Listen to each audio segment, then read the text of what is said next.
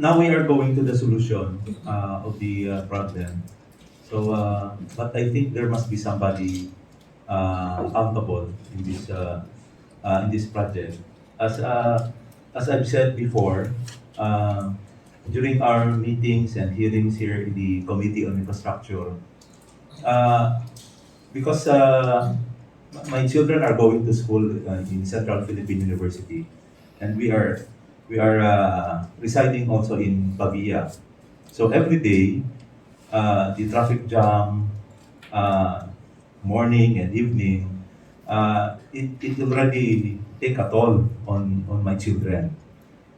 Three of my kids are going to school there, and they are high school students. So can you just imagine riding before walking from CPU to Ungka, then riding a habal-habal, riding a tricycle, just to go home. Sometimes it took them 9 o'clock in the evening from 5 o'clock. So can you imagine that? So it's good right now. They have 2 lanes, but based on that experience of my children and also myself, there must be somebody accountable to that problem. We are going to the scenario of solving the situation, but who is who?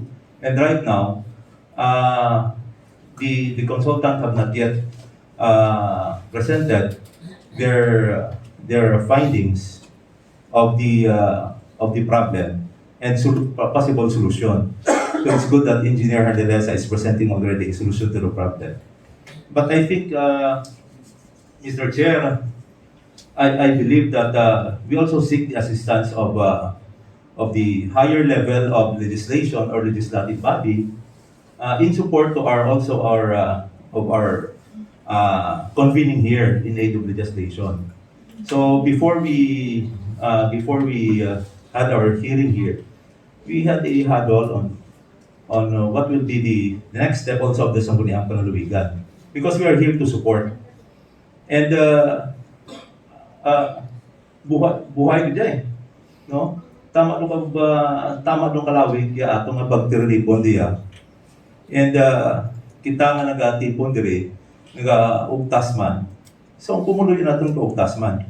And the municipality of Pavia Council already passed a resolution and even held a rally demanding of accountability of the project.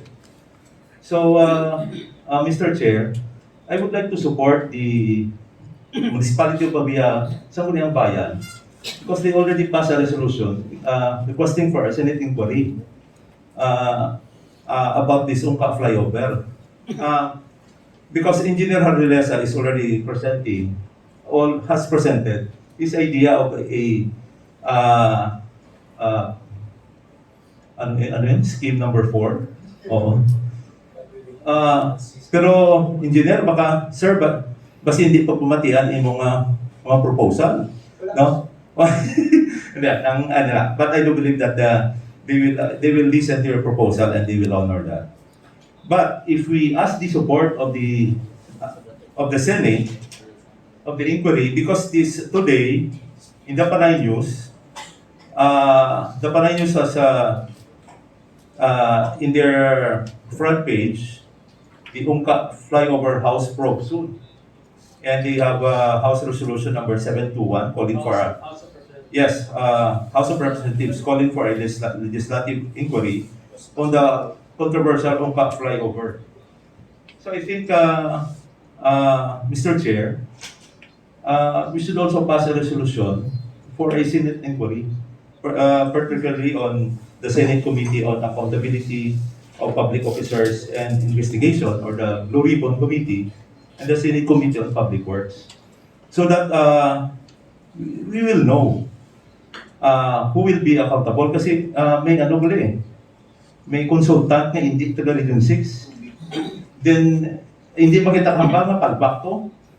Iti liquid foundation ang ginatungtungan nila isang flyover. Sinugin na ang may sala. We don't want that to happen in other regions.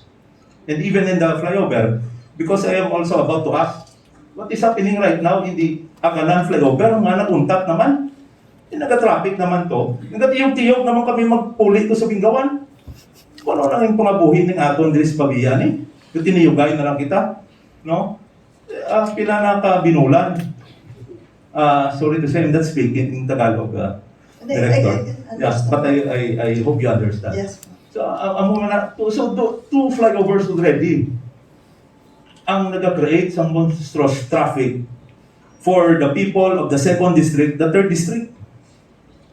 I'm questioning, Mr. Chair, anong sala sa taga 3rd District at taga 2nd District na ginapantos kami? Amo na yung ako niya pumangkot. No? Tama na yung kakapoy para sa amon. So there must be somebody accountable. There must be somebody held accountable on that problem. And there must be a solution. And there are already solutions. Pero hindi man pwede nga bulag-bulagan nato nga puro lang kita solusyon. Kasi kung hindi kita sinika panabat, kung why sa may masabat sila dire, doon sa wala na lang yan kung magpalpak, tabunan na lang sa 250. Dumaginansya pa sila yan. Imbes nga mangmertihan ng gobyerno, doon sila pa yung ginansya. Hindi naman siguro pwede, Mr. Chair. Amo lang ako niya. Nga the committee should present to the Sangguniang Pananawigan for a Senate inquiry in support to the Sangguniang Bayan of Pavia